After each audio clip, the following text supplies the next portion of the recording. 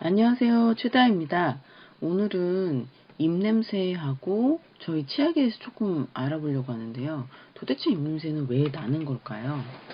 저도 이 코로나가 시작되기 전까지 제 입냄새가 있다 없다를 생각을 잘 안 했던 것 같아요.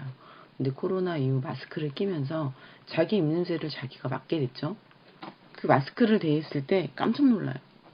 아, 이게 내 거구나 아니구나를 딱 알 수 있는 거죠. 입냄새 없는 치약 혹시 있나요? 일부 몇 개가 발견되긴 하죠. 근데 아침부터 저녁까지 아침에 한 번만 닦아도 하루 종일 입냄새 없는 그런 치약이 구하기 어렵죠. 근데 제가 쓰고 있는 솔트 치약, 이 소금 치약이 그런 역할을 하더라고요. 정말 신기하죠? 꼭 한번 경험해 보세요. 있습니다. 입냄새의 원인은 뭘까요? 치석, 치태, 플라그 이런 거라고 하죠. 이건 도대체 왜 생길까요? 치태라는 거는 이빨 누러신 분들 있잖아요. 근데 원래 이빨 색상이 누렇다. 틀리다고 말할 수는 없어요. 왜냐면 인체를 구성하는 피부의 색깔처럼 뭐 이빨의 색깔이 원래 누렇다. 뭐 완전히 아니다고 할 수 없지만 그렇지만 원래 이빨 색깔은 뽀얗습니다. 이빨을 구성하는 요소 자체가 뽀얄 수밖에 없는 그런 성분들로 되어 있기 때문에 뽀얀 게 정상입니다. 근데 노랗게 돼 있다면 오래된 짝색일 수 있거나 여러 가지 경우일 수가 있죠. 그래서 치과에 가서 스케일링이라든지 이런 걸 한번 받아보시고 본인의 이빨 색깔을 한번 찾아보셨으면 좋겠습니다. 물론 그 색깔인 사람이 아예 없다는 게 아니에요. 치석 전에 뭔가 치태, 플라그, 그쵸? 치태가 양치질하면 없어질까요? 안 없어질까요? 없어집니다. 없어져요. 근데 오늘 생긴 치태는 오늘 없어지죠. 근데 이거를 놔두면 계속 부식이 되고 치아 표면에 달라붙어 있겠죠. 그쵸? 그래서 치아 표면을 어릴 때 이런 짓 해보죠. 자기 이빨을 긁었는데 손톱에 하얗게 무언가 끼어나와. 그게 치태입니다. 근데 솔트 치아가 사용했더니 이게 없어서 전 너무 편하더라고요.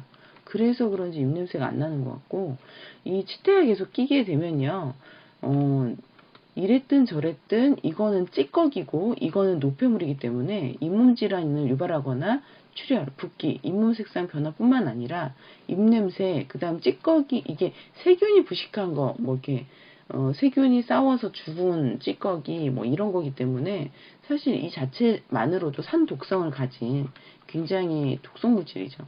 그래서 이빨을 손상시키고 이빨에 이제 치석처럼 달라붙을 수가 있는 거죠. 저도 깜짝 놀랐던 게요. 입 안쪽에 아랫니 뒤쪽에 그렇게 치석이 많이 낀지 몰랐어요. 와, 대박.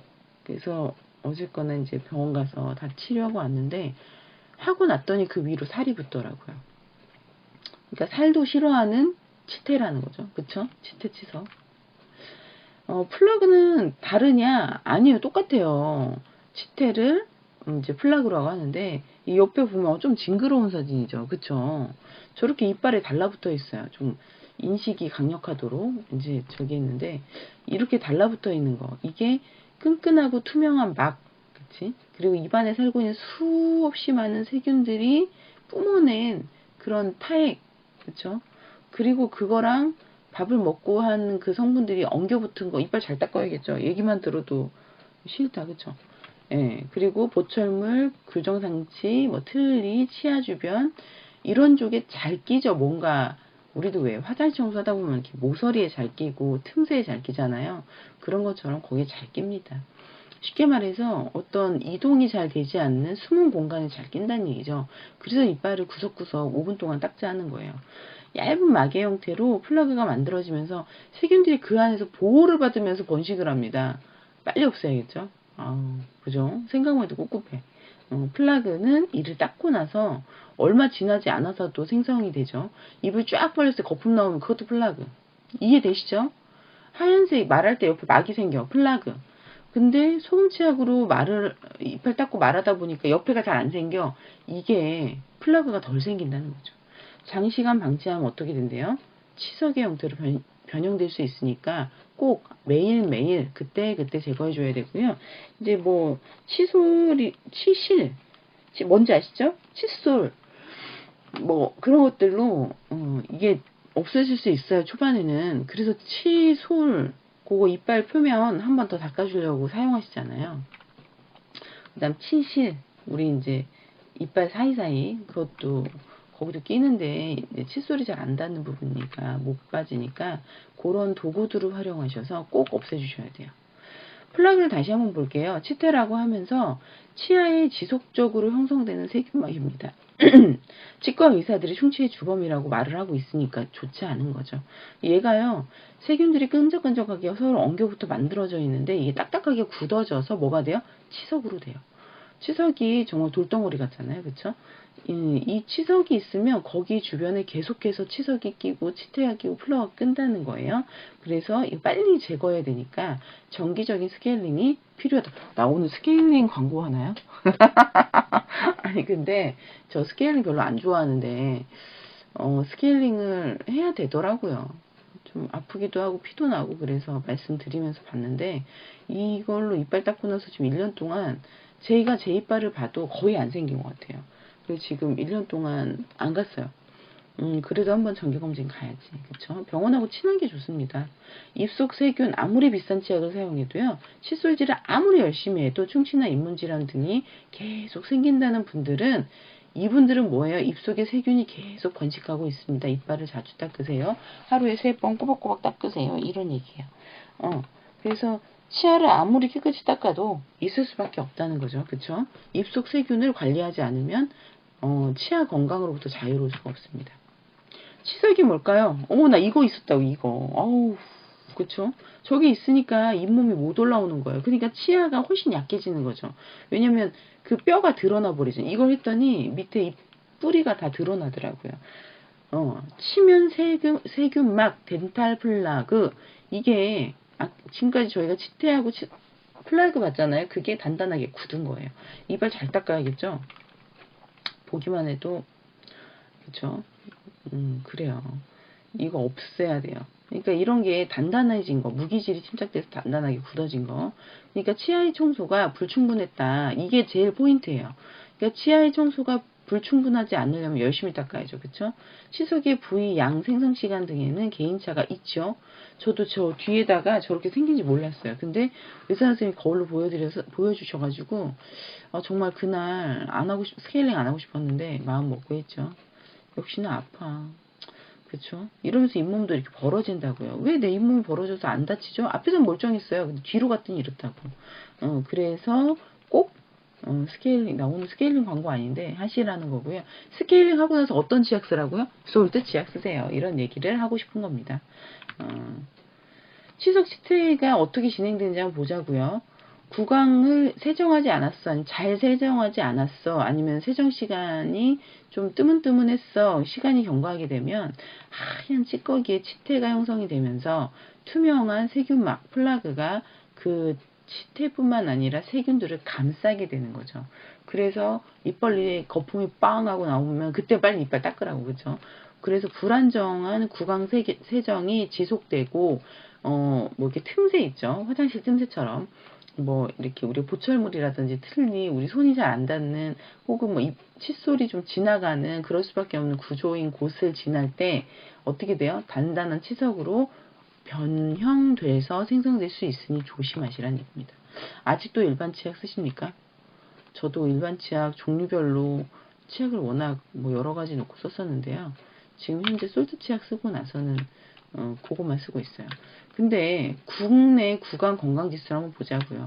OECD 국가 중에서 치약 소비율은 인구당 따진 거예요. 뭐 미국은 인구수가 많으니까 당연히 많지. 이게 아니라 인구수대로 2위. 근데 구강 건강지수는 최하위. 그쵸? 이거는 생각을 정말 많이 해볼 문제죠. 치약은 그렇게 많이 쓰면서 왜 이빨 건강은 좋지 않냐 이거예요. 제가 하고 싶은 말은 좋은 치약 쓰자, 솔트 치약 쓰자지만 어쩌면 칫솔질이 잘못돼 있다 이런 얘기기도 하죠. 근데 칫솔질을 이왕 잘못할 거면 플라그 뭐 치태 치석이 끼지 않도록 도와주는 어쩌면 낄 확률이 적은 솔트 치약을 써보시란 얘기예요. 치약은 어떤 거래요? 치아 표면을 청소하는데 쓰는 물질인데 칫솔과 같이 쓰죠. 뭐 아기들은 칫솔 없이 그냥 어머니가 입안을 닦아주시기도 하는데 치아가 없는데 이빨을 닦아야 되냐? 닦아야죠. 그쵸? 입 안에 이 살들도 다 닦아줘야 돼요. 저도 다 닦는데 치아 표면에 접착하기 쉬운 음식물 찌꺼기. 아기들은 음식 안 먹나요? 뭐 엄마 뭐 젖을 먹잖아. 근데 이 젖은 엄마의 그 젖은 음식물이 아니냐고. 맞잖아요. 그러니까 이빨 닦아야 돼요. 애기들도 닦아야 돼요. 그럼 애기들 닦아도 되냐? 제가 이 치약을 이렇게 등록하면서 보니까 이 안에 뭐가 없어요. 그러니까 요걸로 애기 닦아주셔도 저는 괜찮은 것 같아요. 이 안에 없다. 뭔가가 없다. 방부제도 없고요. 무슨 보존제, 처리제 뭐 이런 거 다 없어요. 그 파라벤 종류도 없고. 피하 표면에 표면 및 입안 구석구석에 남아있는 이물질 제거하고 세균 플라그 치석 제거하고 바이러스도 우리가 편도를 제거하시는 분들 있는데 저희가 안 하시는 게 좋습니다. 죄송합니다. 목이 좀 잠겼어요. 그 편도에서 바이러스 감지해가지고 염증이 이렇게 폭발하잖아요. 이 편도가 피곤할 때도 붓지만 바이러스를 침투 못하게 하는 그 도구이기도 해요. 그렇기 때문에 우리 조직을 없앤다는 거는 상당히 나 자신에게 불리한 일이죠. 이빨도 깨끗이 닦아야 되지만 그 이빨을 닦는 이유가 바이러스 때문도 있다고요. 아니 뭐 편도 있으니까 덜 닦아도 돼. 이거 아니잖아요. 그쵸? 깨끗하게 닦아주시고 현재 치약의 기능으로는 충치 치질 질환이 이제 발현될 수 있으니까 치약을 한번 바꿔보시면 어떻겠느냐 그 얘기를 하고 있죠. 어떤 거? 이거 크리스탈 솔트 치약. 얘는요 파라벤, 트리클로산, 계면활성제도 천연을 넣었어요. 그래서 이런 것들이 들어가지 않았기 때문에 상당히 건강하고 치약 쓰면은 위암 걸린다 이런 뭐 괴소문도 돌았잖아요. 근데 요거 쓰시면은 그럴 염려가 없다는 거. 그래서 꼭 한번 사용해 보시고 사용해 보신 분들은 계속 찾으시더라고요. 우리 선조들은 어떤 걸 선택했어요? 소금. 소금을 이빨 닦으셨잖아요. 그 소금이 대표적인 역할이 방부 항염 소독입니다. 그러니까 미이라를 그 방부할 때도 사용하고요. 치과 질환의 원인 플라그를 옛날 우리 조상들이 소금으로 관리했거든요. 그러면 소금이 어떤 이유가 있으니까 소금을 사용하셨을 거 아니에요. 수없이 많은 재료 중에서도. 그렇죠? 솔트 치약이 어떤 일을 하느냐. 바이러스나 세균에 대해서 어떤 저항성이나 방부, 항염 이런 효과들이 있습니다. 그리고 이물질이나 플라그를 효과적으로 제거할 수 있죠. 치석 치태, 잇몸 질환, 치주 질환 그리고 100% 천연 제품이라서 꼭 한번 사용해 보시면 정말 저처럼 매니아가 되실 수 있을 거예요. 질병을 예방하고 이런 것들이 정말 순기능으로서 잇몸 질병을 예방한다고 하면 써봐야 되는 거 아닙니까? 그쵸? 소스책이 어떻게 만들어질까요? 믿을 수 있는 신한 소금을 가지고요. 3년간 간수를 빼서 정말 중금속이라든지 이런 거 없이 1000도씨에서 이게 850도씨 되면은 이제 소금이 물로 변하는데 1350도씨에 대해서 기화되기 때문에 1000도씨를 유지해 주는 거고요. 용광로에서 끓이듯이 로 자체도 깨끗해야 돼요. 그 로가 불순물이 있는 쇠면 안 되고 정말 순수한 쇠, 소금이 그 안에 들어가서 그 로의 불순물도 다 제거하니까 입에 있는 것만 제거하는 게 아니라 그래서 그거를 이제 고온으로 그렇게 녹여내 가지고 그 소금을 몇 프로 3%를 넣어주는 거예요. 액의 3%가 아니라 일반 소금 치약은 0.3%거든요. 엄청 많이 들어간 거예요. 그래서 소금이 이렇게 제품을 만들 때 힘들면 물이 됩니다. 물이. 무려 3%를 넣은 거는 대단한 기술이죠. 그래서 요렇게 그쵸? 정리해보면 가열 시작해서 850도씨에 얘는 용융이 돼서 물로 된다. 그래서 1350도씨 기화되기 전에 1000도씨에서 충분히 녹여서 입자를 작게 만들어서 순수한 소금만 얻는다. 그래서 가스, 중금속, 미세 플라스틱 이런 거 다 제거한 뭐 다이옥신, 유해 물질 뭐 이런 거 다 제거한 이런 간수 같은 거 다 제거된 순수 소금을 얻는다. 근데 이 소금을 그냥 얻느냐? 신한 소금을 3년 동안 세척, 숙성, 건조 과정을 반복해서 깨끗한 소금 상태로 만든 그것을 용융한다. 그래서 실제 이걸 확대해서 보면 소금의 입자 안에 노란 거는 황이죠. 유황 같은 황. 그쵸? 이런 것도 되게 많이 들어있다고. 근데 뭐 유황이 되게 몸에 좋지 않냐 그러시는데 사실 독입니다. 이 유황을 법제해서 드시는 거 말고는 그냥 드시는 거는 좋지 않죠. 간 손상 일으킬 수 있고 뭐 여러 가지 부작용이 있어요. 근데 오른쪽 거 보시면 완전 깨끗하잖아요. 이렇게 크리스탈 같은 이런 소금. 이 소금을 치약에 넣어준다는 얘기예요. 정말 크리스탈 같은. 그렇죠? 정말 순수한 솔트 치약 FDA 승인 받았고요. 불순물 어떤 이 유해 물질 미검출을 받았습니다. 특허 다 있으니까 이렇게 치약에 공을 들일 수가 있을까요? 이런 생각 들어요. 정말 구취 있으시거나 잇몸 건강, 뭐 어린이가 있어서 치약 선택에 고민되시는 분들, 가습기 살균제 성분이 치약에 들어가서 난리가 났었어요. 우리나라에서. 근데 그런 거 없습니다.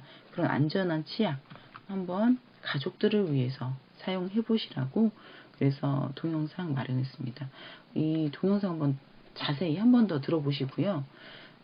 진짜 꼭 한번 솔트 치약 경험해 보셨으면 좋겠습니다. 경험해 보신 분들은 아실 거예요. 얼마나 좋은지. 오늘도 행복하시고요. 저 오늘 인천 갑니다. 네.